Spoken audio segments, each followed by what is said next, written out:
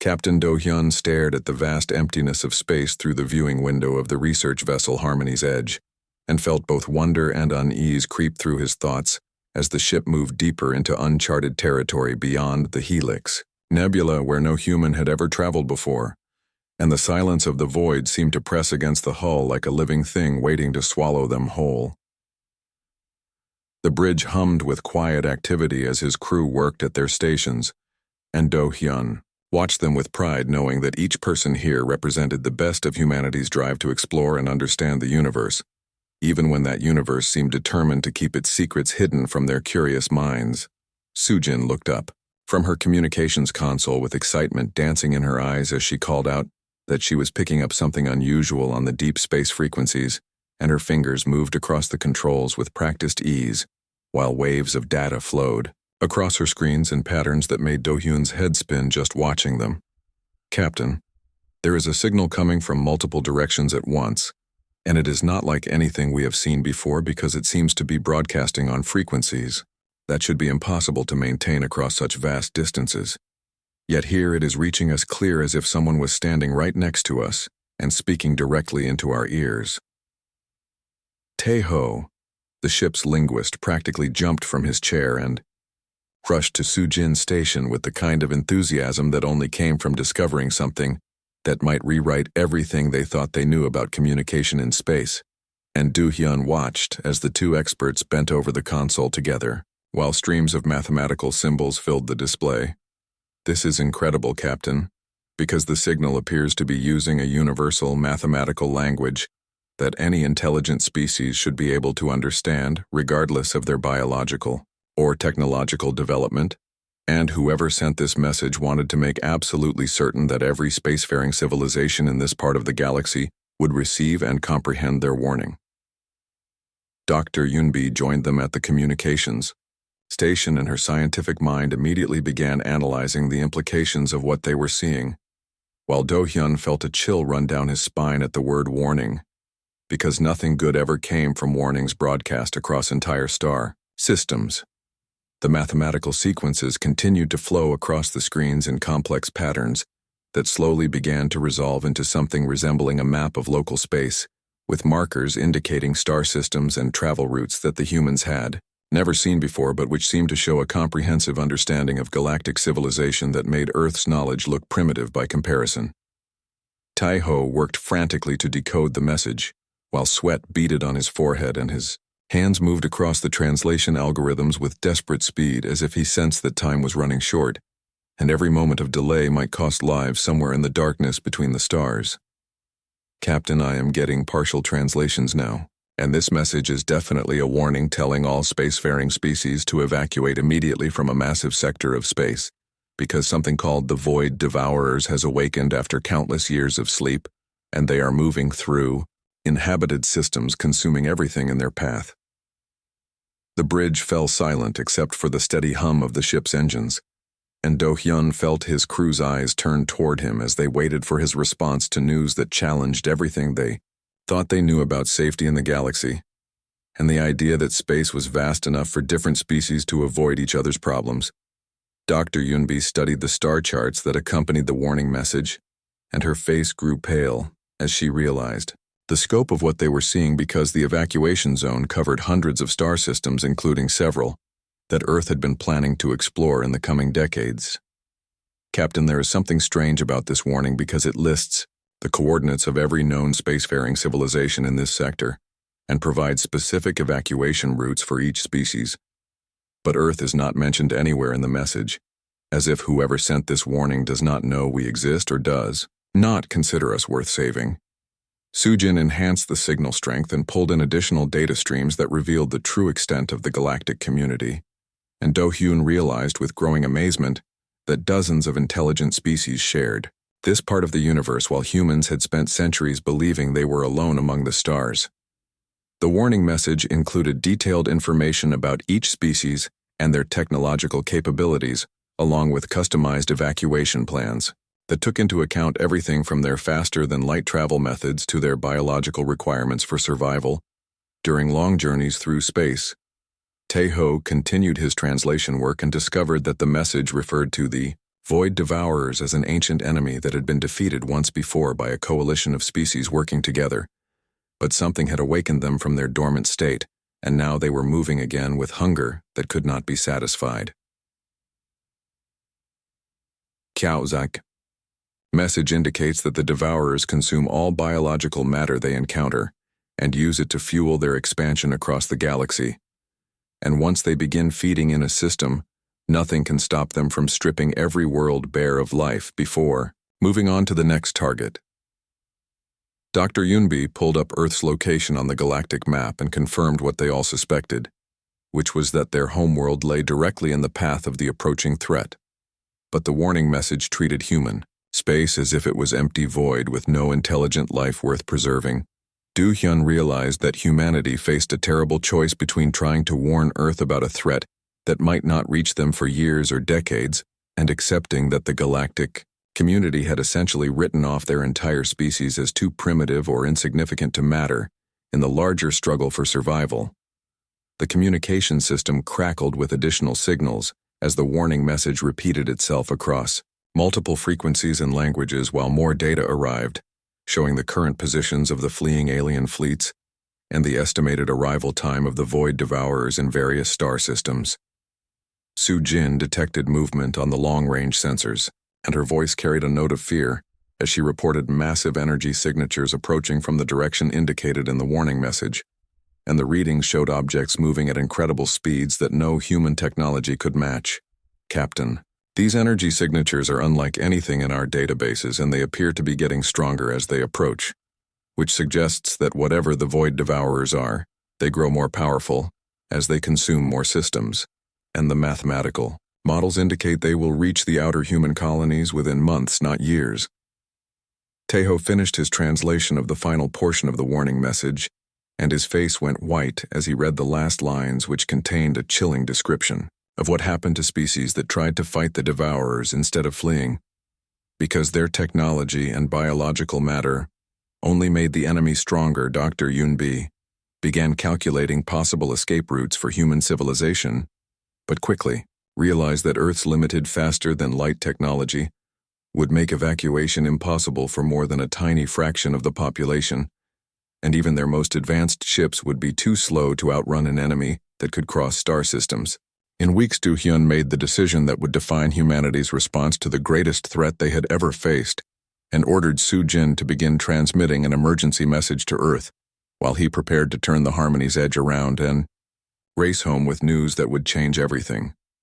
The warning signal continued to broadcast its mathematical prophecy of doom, while the human crew worked frantically to gather as much information as possible about their new enemies, and Do Hyun wondered if they would have enough time to prepare for a war that the rest of the galaxy had already decided humanity could not win. Admiral Ki Jun stood in the war room of Luna Command, watching the holographic display show the movement of alien fleets fleeing from the approaching void devourers, while Earth's leaders struggled to understand how their entire civilization had been overlooked by the galactic community until the moment when extinction came knocking at their door.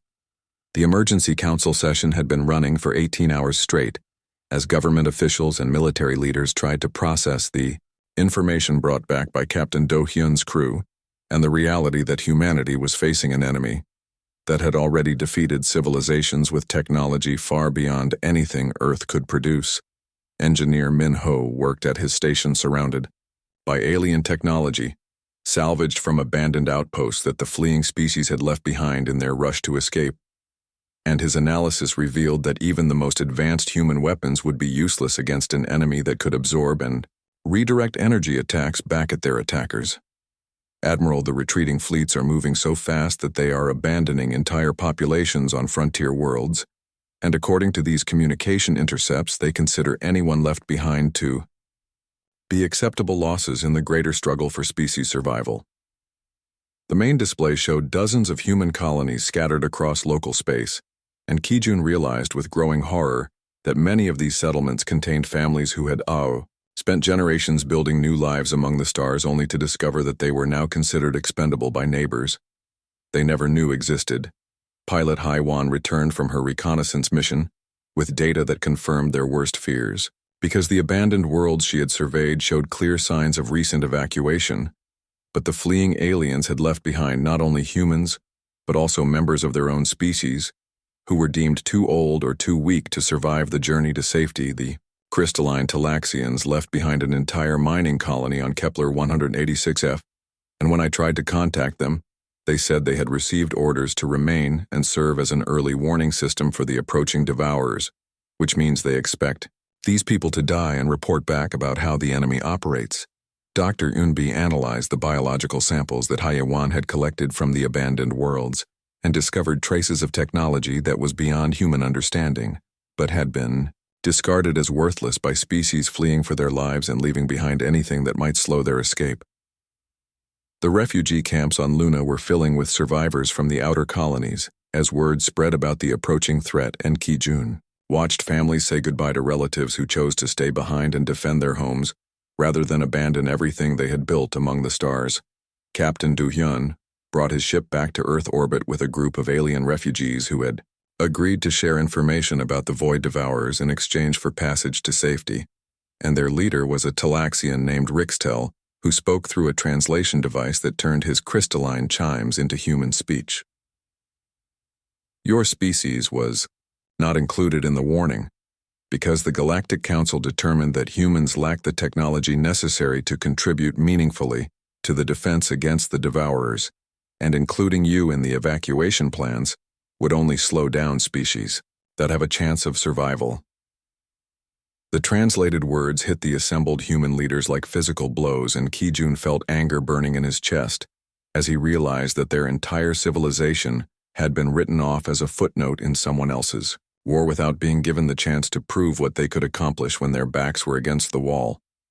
Dr. Jiwoo studied the quantum signatures that the refugees brought with them and made a discovery that changed everything they thought. They knew about the enemy because the Void Devourers were not a natural phenomenon, but rather a weapon created by an ancient civilization that had been destroyed by their own creation. The Devourers were designed as the ultimate war machine capable of consuming entire civilizations and converting their biological and technological resources into more copies of themselves. But something went wrong, and they outlived their creators, and now operate on pure instinct to consume and expand intelligence. Officer Young-soo analyzed the movement patterns of the Devourer swarms and calculated their projected path through human space, which showed that the enemy would reach the Centauri system within weeks, and Earth itself within months, unless something dramatic changed their course. The alien refugees described the horror of watching worlds being stripped bare of all life, as the Devourers landed and began converting everything they touched into gray organic matter that pulsed with malevolent intelligence and spread across entire continents like a plague that turned living planets into dead husks. Rixtel explained that the Devourers had been dormant for thousands of years, until something awakened them in the galactic core, and now they were spreading outward along the spiral arms, consuming everything in their path, while the surviving civilizations fled ahead of the expanding wave of destruction. No species has ever successfully fought the Devourers and won because they learn from every encounter and adapt their tactics while growing stronger with each world they consume. And the only hope for survival is to flee fast enough and far enough that they lose interest and move on to easier targets. Kijun studied the tactical data that showed how previous civilizations had attempted to fight the Devourers and failed, because conventional weapons only provided the enemy with more energy to absorb, while biological weapons were useless against creatures that could adapt to any toxin or disease within hours. The evacuation ships that had managed to escape from other worlds brought stories of desperate last stands where entire fleets had thrown themselves against the Devourer swarms only to watch their ships and crews absorbed into the growing mass of enemy tissue that spread across the battlefield like spilled blood men. Ho worked frantically to reverse engineer alien technology that might give humanity some advantage in the coming battle. But every system he examined was designed for species with fundamentally different biology and could not be adapted for human use without years of research. They did not have. Young-soo reported that long-range sensors had detected the first Devourer scouts entering. The outer edge of human space and their energy signatures matched the descriptions provided by the alien refugees, which meant that the enemy had already begun their advance toward the inner colonies. Admiral, the scouts are moving toward Kepler 400b, which has a population of 15,000 colonists, and according to the evacuation timeline, we cannot get transport ships there in time to save more than a fraction of the people before the main Devourer force arrives.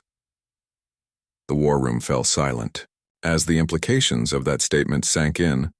and Ki-jun realized that humanity was about to watch its first world die, while the galactic community that had excluded them from their warning messages continued fleeing toward the rim of the galaxy. Dr.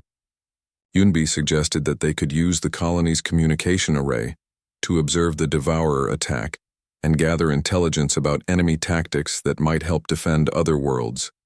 But everyone in the room understood that they were talking about sacrificing thousands of people for information that might not save anyone. Hai 1 volunteered to take a stealth reconnaissance ship to Kepler 442b and document the attack so that humanity would at least understand what they were facing, even if they could not prevent it from happening. And her courage in the face of almost certain death reminded Ki-jun why he had chosen to serve alongside humans rather than fleeing with the aliens. The preparations for observing humanity's first encounter with the Void Devourers began immediately, while Ki-jun sent orders to all remaining human colonies to begin emergency fortification procedures, even though everyone knew that conventional defenses would be useless against an enemy that had defeated civilizations with technology centuries ahead of Earth. As the hours passed and the Devourer scouts moved closer to their first human target, Ki-jun wondered if his species would have enough time to learn from their mistakes and find a way to fight back, or if they would become just another footnote in the long history of civilizations that had tried and failed to stop the tide of destruction. The mobile station Omega Prime drifted in the void between star systems, serving as a temporary meeting place for the Galactic Council, while its member species debated how to respond to the Void Devourer threat. And Ambassador Si-jin felt the weight of representing an entire civilization that most of the council members considered too primitive to matter. 12 different species had gathered in the Great Assembly Hall, and their various forms of communication filled the air with sounds and energy patterns that the translation system struggled to convert into something resembling coherent discussion. While the fate of billions hung in the balance, Si-jin stood at the podium designated for lesser species and watched as the crystalline Talaxians chimed their harmonies of fear, while the gas-form Nethers swirled in agitated patterns that spoke of panic, and the ancient Korthek Empire's representatives sat in stone-faced silence that conveyed their belief that this crisis was beneath their notice.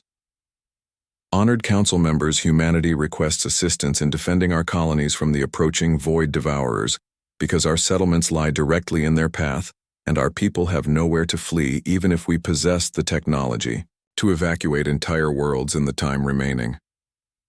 The Korthek Chancellor's response came through mechanical translation devices that stripped away any emotion and left only cold logic as he explained that the Council could not risk their fleets defending species that lacked the capability to meaningfully contribute to the overall defense strategy. Human civilization has existed in space for less than 4 centuries, and your fastest ships require months to travel distances that our vessels cover in days, and your weapons technology is insufficient to damage even the weakest Devourer scouts, let alone the main swarm that approaches your territory. The Nether Collective spokesperson added their thoughts in swirling patterns of gas that the translators converted into dismissive observations about how humanity's biological limitations made them unsuitable for the kind of rapid, strategic withdrawal that had allowed other species to survive previous Devourer encounters. Si-jin felt anger building in her chest as she listened to these advanced civilizations calmly discuss the extinction of her species as if they were debating the weather, and she realized that humanity's exclusion from the original warning had not been an oversight, but a deliberate decision. The human colonies could serve as early warning systems for the approaching threat, and their destruction will provide valuable intelligence about current Devourer capabilities that will help us plan our defensive strategies for the core worlds where more important civilizations have established their fallback positions. The casual cruelty of that suggestion struck Se-jin like a physical blow, and she understood that these beings viewed humans the same way. Humans might view laboratory animals useful for testing, but ultimately expendable, when more important considerations were at stake. Admiral Kijun's voice crackled through the communication link from Earth as he reported that long-range sensors had confirmed the Devourer swarm's approach toward human space and requested immediate military assistance from any council member willing to help defend innocent civilians from extinction. The council chamber erupted in a cacophony of alien sounds as different species argued about resource allocation and strategic priorities, while Si-Jin stood alone at her podium watching civilizations that had existed for millennia reduce her people's survival to a simple cost-benefit analysis. The Talaxian representative chimed a series of notes that translated into observations about how primitive species often served useful purposes by absorbing the first wave of enemy attacks and providing advanced civilizations with time to organize more effective resistance strategies. Si-Jin activated her emergency transmission system and sent a message directly to Earth informing Admiral Kijun that the Galactic Council had officially refused to provide any assistance to human colonies and suggested that humanity should consider itself fortunate to die in service to the greater galactic community. The response from Earth came back within minutes, and Kijun's words carried a fury that transcended the limitations of electronic communication as he declared that humanity would defend itself regardless of what the Council decided, and that any species willing to write off entire civilizations deserved whatever fate awaited them. If the galaxy will not help us, then we will help ourselves, and perhaps these ancient civilizations will learn something about courage from the species they consider too primitive to save. Si-Jin transmitted Kijun's response to the assembled council and watched as the various aliens reacted with everything from amusement to mild curiosity at the idea that humans might actually attempt to fight an enemy that had destroyed civilizations with technology centuries beyond anything Earth possessed.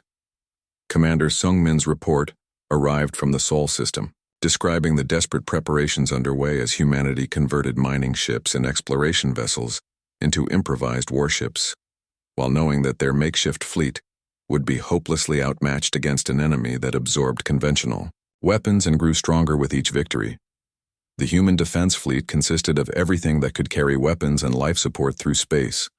including cargo haulers that had been fitted with missile pods and scientific research vessels that now bristled with railguns and energy cannons salvaged from decommissioned military hardware. Dr. Yunbi's analysis of Devourer remains from Kepler 442b had revealed a potential weakness in the form of specific electromagnetic frequencies that could disrupt the creature's cellular cohesion, but generating such frequencies required power levels that exceeded the capabilities of any human vessel. Captain Jae Sung transmitted his proposal for Operation Last Stand, which involved using the colony's fusion reactors as massive electromagnetic pulse generators that could theoretically damage approaching Devourer swarms, but would require the colonists to remain on their worlds and manually activate the systems. The plan was essentially a suicide mission that would turn entire human settlements into weapons capable of striking back at the enemy, but only at the cost of everyone who stayed behind to operate the equipment during the crucial moments when the Devourers arrived. Si-Jin found herself in the impossible position of requesting council approval for a military strategy that involved sacrificing human colonies to damage an enemy that the other species considered unstoppable, and she watched alien faces show expressions that might have been pity or admiration. The human plan demonstrates either remarkable courage or complete insanity, and while we cannot provide direct military assistance, we will monitor their efforts with great interest, because no species has ever attempted to weaponize entire planets against the void devourers.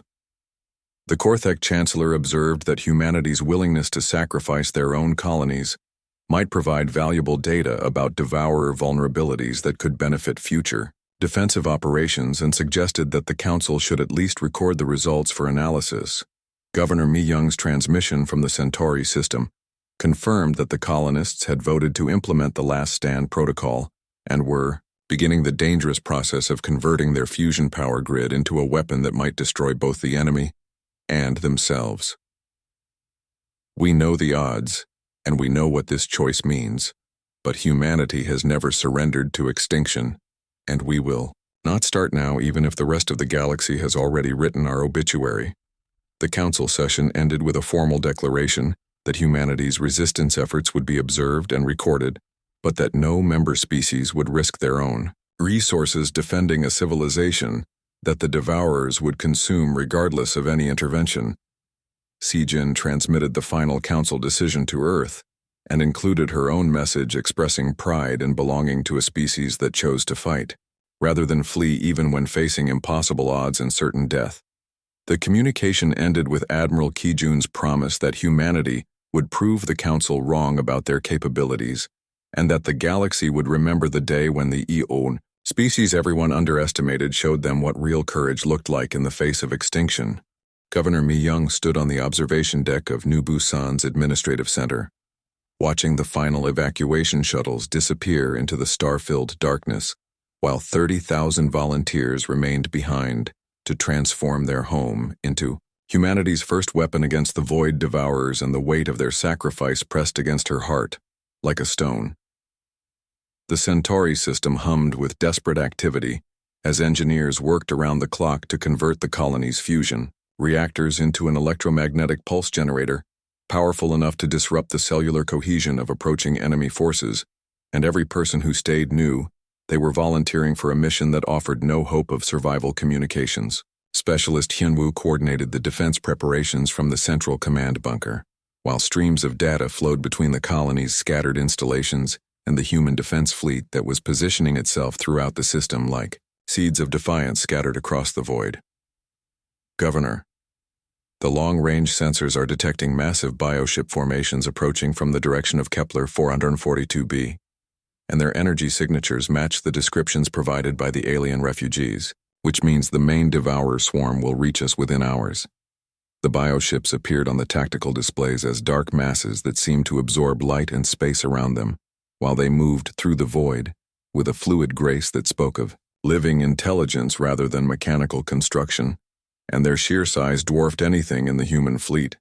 Captain Du Hyun commanded the improvised task force from his position aboard the converted research vessel, Harmony's Edge, and his tactical analysis showed that conventional engagement would result in the complete destruction of human forces within minutes of contact with the enemy. All units, this is Alpha Leader, and remember that we are not trying to win a traditional space battle because our job is to buy time for the colony weapon to charge and target the enemy core ships. So stay mobile and make them work for every kill. The first wave of Devourer scouts entered the system moving like predatory fish through an ocean of stars, and their advanced formations began scanning the human positions with energy beams that seemed to taste the space around them, as if they were literally hungry for the life they would soon consume. Lieutenant Boram piloted her experimental fighter Mosquito through the outer asteroid field where the human fleet had positioned its fastest ships, and her heart pounded as she watched the enemy scouts moving closer with each passing moment, while the colony's weapon systems continued their slow charging cycle. The Devourer bioships were unlike anything humanity had ever encountered because their hulls seemed to pulse with organic life,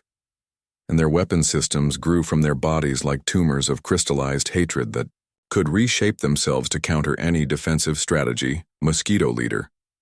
this is command, and you are authorized to begin hit-and-run attacks on the enemy scouts. But remember that your primary mission is to gather intelligence about their capabilities, so do not engage unless you can escape cleanly. Boram activated her ship's stealth systems and slipped through the outer perimeter, where the Devourer scouts were probing human defenses, and her first close look at the enemy filled her with a primal fear that spoke to something deep in humanity's evolutionary memory. The bioships moved with purpose and intelligence that suggested they were not merely weapons but actual living creatures that had been shaped and twisted into instruments of destruction, and their hulls rippled with patterns that might have been neural networks or digestive systems. The battle began when Captain Jae Sung's battlecruiser,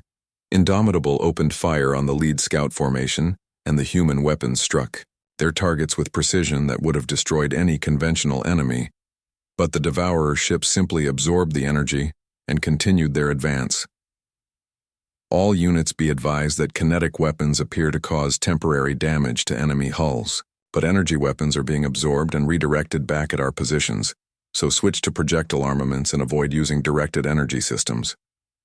The tactical situation deteriorated rapidly as more Devourer bioships entered the system, and Their coordinated movements revealed a level of strategic intelligence that contradicted every assumption about mindless consuming monsters and suggested that humanity faced an enemy that could think and plan. Boram discovered that her small fighter could outmaneuver the massive bioships by using unpredictable flight patterns that confused their targeting systems, and her success inspired other pilots to adopt similar tactics, while the larger human vessels provided covering fire command. This is Mosquito Leader, and I am observing that the enemy ships have what appear to be neural center clusters near their forward sections, and these areas show different energy signatures that might indicate vulnerability to focused attacks. The battle raged across the Centauri system as human ships engaged in running fights with devourer forces that seemed to grow larger and more coordinated with each passing hour, while the colony's electromagnetic pulse weapon continued its dangerous charging process. Governor Mi Young watched the space battle from her command center, while the countdown timer showed that the colony weapon would be ready to fire in just minutes, and she knew that every human ship fighting in the void above was buying time with their lives. The turning point came when the main devourer hive mind bioship entered the system, and its massive presence seemed to coordinate all the smaller vessels into a single devastating organism that began systematically destroying human defensive positions. All units. This is the governor and the weapon is fully charged, so begin your withdrawal to minimum safe distance, because we are about to show these creatures what happens when they threaten humanity. The electromagnetic pulse that erupted from New Busan's converted reactor grid was visible across the entire star system as a wave of pure energy that washed over the devourer formations and caused their bioships to convulse and fragment like living tissue exposed to poison. 60% of the enemy swarm died in that single devastating attack as their cellular cohesion collapsed and their bioships broke apart into component organic matter that drifted through space like the remains of some impossible sea creature. The victory came at a terrible price, as the electromagnetic pulse was so powerful that it damaged human ships caught too close to the blast zone, and the colony itself was rendered uninhabitable by the radiation levels required to generate such a massive energy discharge. Dr. Chang Ho analyzed the battle data from his position aboard the fleet command ship and made the crucial discovery that the Devourers shared a quantum entanglement network that allowed them to coordinate their actions across vast distances. Admiral, the enemy uses quantum communication to share tactical information between their bioships, and when we disrupted that network with the electromagnetic pulse, we left the survivors confused and significantly less effective in their attacks. The news of humanity's stand at Centauri spread throughout the fleeing alien civilizations, and while some dismissed it as a lucky accident, others began to reconsider their assessment of human capabilities and wonder if they had been too hasty in writing off Earth's military potential. Captain Do Hyun transmitted his after-action report to Admiral Ki-jun and included recommendations for improving the electromagnetic pulse weapon design based on observations from the battle, and his analysis suggested that smaller, more mobile versions might be possible. Admiral, we proved that the Devourers can be hurt and killed, but the cost was higher than we can sustain for long, and we need to find a way to weaponize entire star systems if we are going to have any hope of stopping the main hive mind when it arrives. The survivors of the Battle of Centauri regrouped at the edge of the system, while behind them the radioactive remains of New Busan continued to glow with the aftermath of humanity's first victory against an enemy that the galaxy considered unstoppable. Admiral Ki-jun received the battle reports and began planning for the defense of Earth itself, while knowing that the enemy would not make the same mistakes twice and that humanity's next stand would have to be even more desperate and creative than the sacrifice at Centauri. The massive devourer hive mind emerged from the darkness between stars like a living nightmare that had grown fat on the consumption of entire worlds, and its arrival in the Sol system brought with it millions of bioships that formed a wave of organic destruction stretching across space in formations that defied human comprehension. President Su Young stood in the emergency command center beneath Geneva, while reports flooded in from every monitoring station in the solar system, and the scale of the approaching enemy force made it clear that humanity faced not just extinction, but complete erasure from the universe. Admiral Kijun watched the tactical displays show the impossible scope of the hive mind's fleet and realized that every previous encounter with the Void Devourers had been merely a scouting action, compared to the overwhelming force that now descended upon Earth like the wrath of some ancient and hungry god. Madam President, the alien governments have sent evacuation ships for our political leaders and scientific personnel, but their vessels can only carry a few thousand people, and they are requesting an immediate response regarding who should be saved from the approaching destruction. The offer of selective evacuation struck the assembled human leaders like a physical blow, because it meant that even now, when facing total annihilation, the galactic community still viewed most of humanity as expendable and only wanted to preserve what they considered the most valuable specimens. Su Young's response came without hesitation, as she declared that humanity would stand together or fall together, and that no human leader would abandon their people to save themselves while billions of innocent civilians faced death from an enemy that their own neighbors had refused to help fight. Tell the alien evacuation fleets that Earth appreciates their offer, but we will not participate in the selective preservation of our species while leaving the majority of our people to die, and if they want to help us, then they can stay and fight alongside our defense forces. Admiral Kijun activated Protocol Phoenix, which represented humanity's final gambit against extinction and involved turning the entire solar system into a weapon by using every asteroid, space station, and satellite as part of an enormous network designed to channel the sun's energy into a focused electromagnetic storm. Dr. Wu Jin coordinated the massive engineering effort from Luna Command, while teams of technicians worked desperately to install the quantum resonance equipment needed to synchronize the solar array and transform humanity's home system into the largest weapon ever constructed by any species. Admiral, the calculations show that we can generate an electromagnetic pulse powerful enough to disrupt the hive mind's quantum network, but the energy requirements will drain our sun's corona and might destabilize our star for decades or centuries. The Yahweh implications of that statement hung in the air like a death sentence, because even if Protocol Phoenix succeeded in destroying the devourer hive mind, it might render the solar system uninhabitable for any survivors and turn humanity's victory into a different kind of extinction. Engineer Minho worked frantically to complete the synchronization network, while the devourer bioships moved steadily inward past the outer planets, and their advanced formations began launching smaller vessels that swarmed toward Earth like antibodies responding to an infection. Captain Jae Sung led the final fleet action from the bridge of his heavily damaged battlecruiser and watched his remaining ships form a defensive line that everyone knew would be swept away within hours but might buy enough time for the solar array to complete its charging cycle. All vessels, this is Fleet Command, and remember that we are not trying to win this battle in any conventional sense, because our job is to damage the hive mind's network and create enough chaos in their formations to give the solar weapon a clear shot at their core. The space battle that followed was unlike anything in human history, as thousands of ships engaged in desperate combat across the entire solar system while the Void Devourers pressed forward with the inexorable certainty of a natural disaster made manifest. Lieutenant Boram flew her battered fighter through formations of enemy bioships that had grown larger and more aggressive since the battle at Centauri, and her tactical analysis showed that the hive mind had learned from humanity's previous victory and adapted its strategies accordingly. The bioships now moved in tighter formations that made electromagnetic pulse attacks less effective, while their neural networks had developed redundancies that allowed them to maintain coordination even when portions of their fleet were damaged or destroyed. Fleet Command, this is Mosquito Leader, and the enemy formations are showing increased resistance to our disruption tactics, but I am observing that their core ships still maintain the same quantum entanglement signatures that we exploited at Centauri. The battle raged for 18 hours as human forces threw everything they had against an enemy that seemed to absorb their attacks and grow stronger,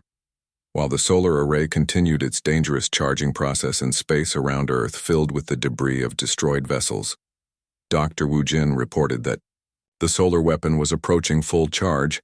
but the network synchronization was failing because too many relay stations had been destroyed in the fighting,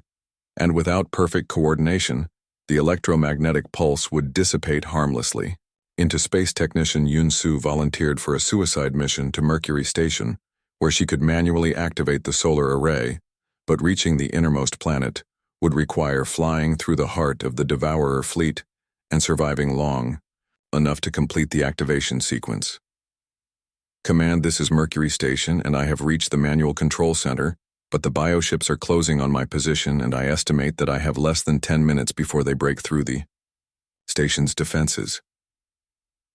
The final moments of the battle played out in silence as Yun-Su worked at the control systems, while Devourer forces swarmed around Mercury Station, and the fate of humanity depended on whether one technician could complete her task before the enemy overwhelmed her position.